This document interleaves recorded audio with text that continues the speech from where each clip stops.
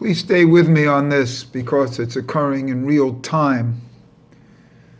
And I haven't had any chance to go over what I'm saying. The mark, the oath of Cain, it's brought down in the Midrash, is a horn, a single horn, like a unicorn horn, one horn.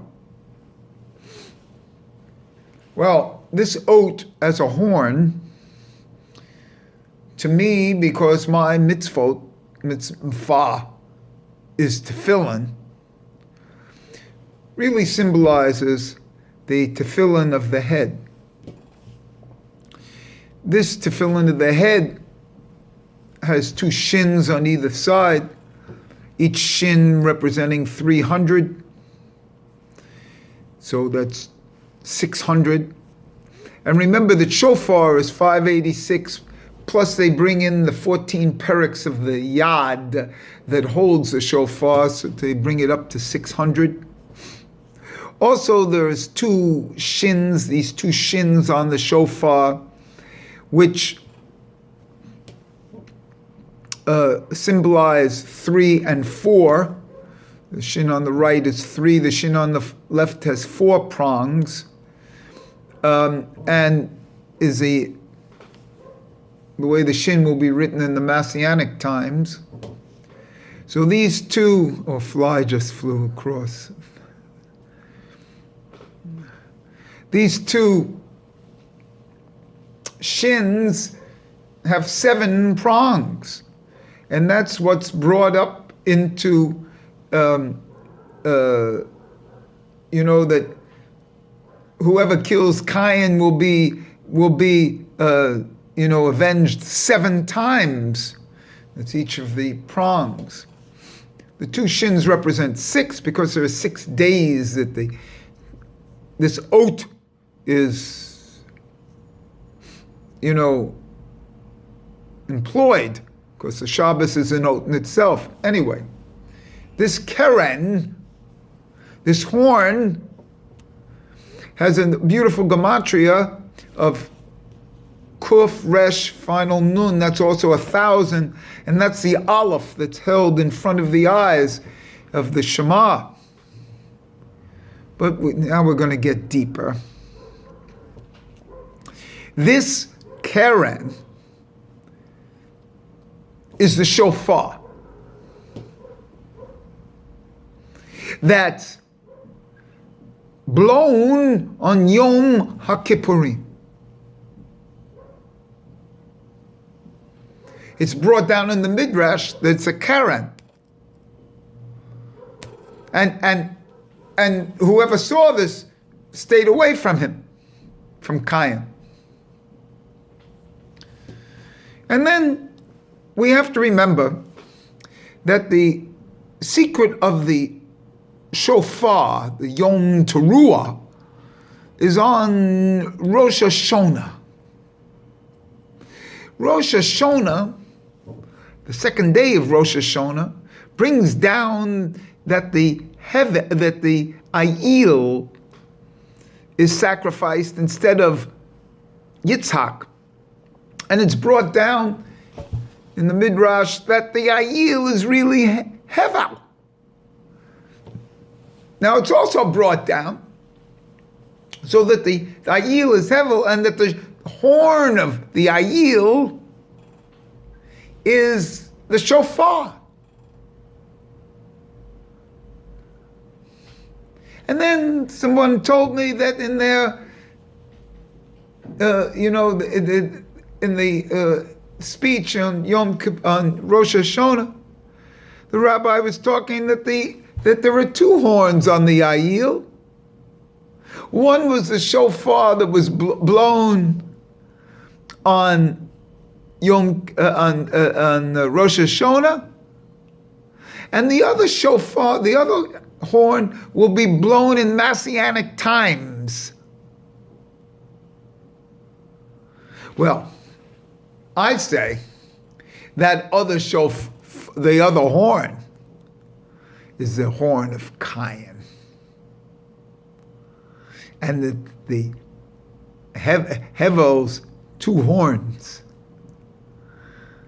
are really, I mean that the Ayil's two horns are really Hevel and Cain, and that they're tied into each other for Messianic times. And this is one of the reasons, maybe, that I cry an awful lot when I hear the horn. Because my symbol is a horn, too. My symbol is a horn because my mitzvah is tefillin. And it's always strange to me that my mitzvah, you know, I've put tefillin on every day for 42, 43, 44, maybe 44 years. I don't do other mitzvahs like that, as you know.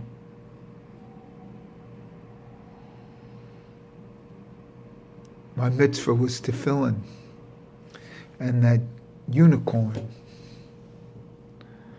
is the shofar that I think culminates in the Yom HaKippurim.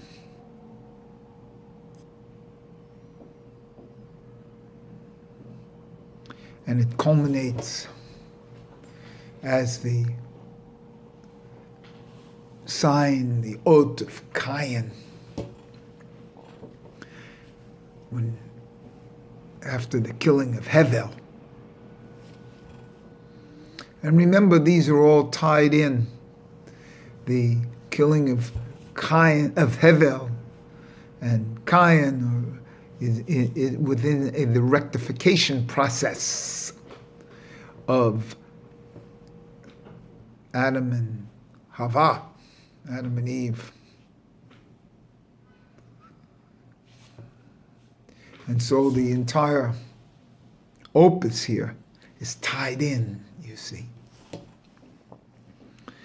Tied in that on Yom Kippur, the shofar that you're going to hear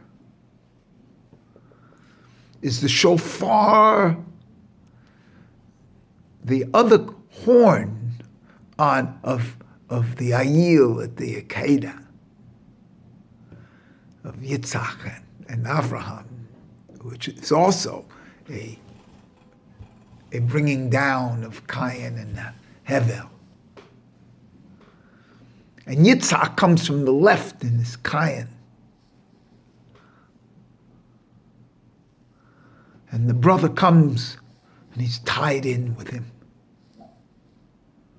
And we tie Cain down, Yitzhak down on the Akedah. We tie him down, which is like the tying of the left arm. It's the arm tefillin.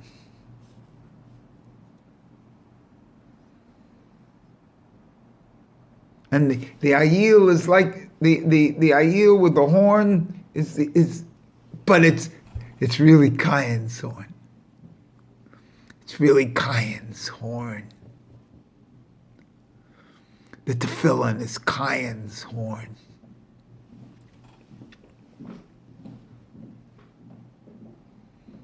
It's my horn, because I'm from the seed of Cain.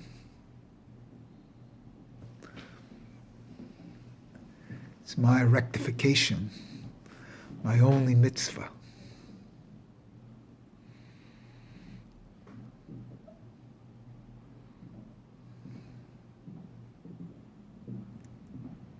And this is tied in, you see. And this is also brought down to me by the person who brought me about the second horn. I didn't even think of it. And how midrashim are brought down. Then I just read another midrash about that it's a Karen of a single Karen after he kills Hevel.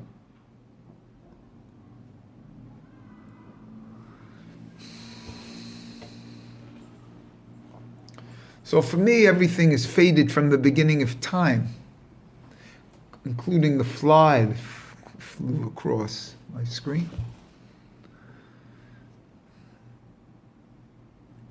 And it's a lead-in to the world of, Ruknius, the spiritual world, for me, and to spend my time there.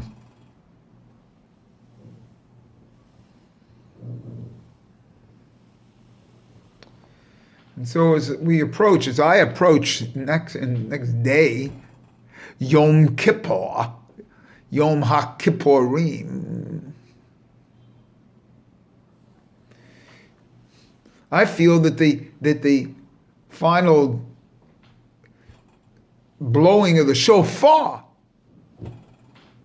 relates to Cain. Cain, horn, is the horn, the shofar,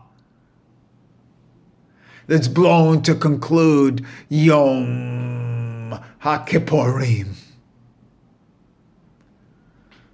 the highest day of the year, when we are like angels,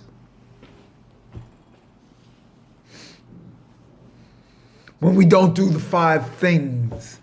That same hay that was given to Avraham, that appears before Yom HaKippurim,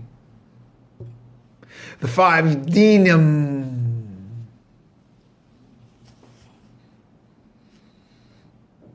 you see.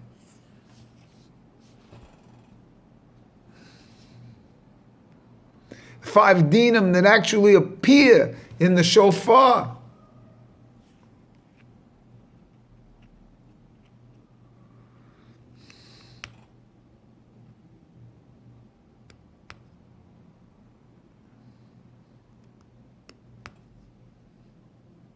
$56 times 5.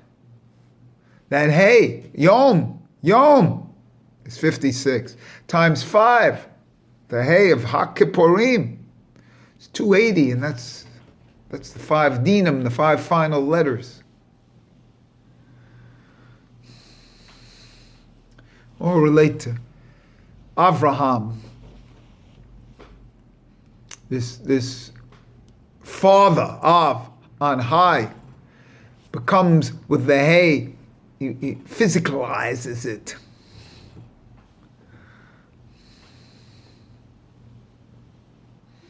So for me,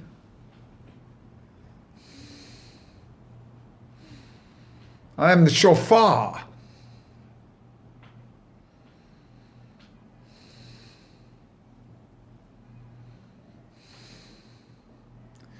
The shofar of Yom HaKippurim. And how does this relate? Because Yom HaKippurim is the Kohen Gadol. And what's higher than the Kohen Gadol? The Nazir. And this relates to it, how I'm finding this. Because the Nazir is also an oath. It's a sign. The Nazir walked in the world after the killing of Hevel. And he was left alone because he was a Nazir. And the Nazir had the tefillin. But his sign was that he's a Nazir. And when everyone's a Nazir, that's when you'll have Messianic times. Because a Nazir is a self-made man or woman. A Nazir is higher than a Kohen Gadol who's just been born into it.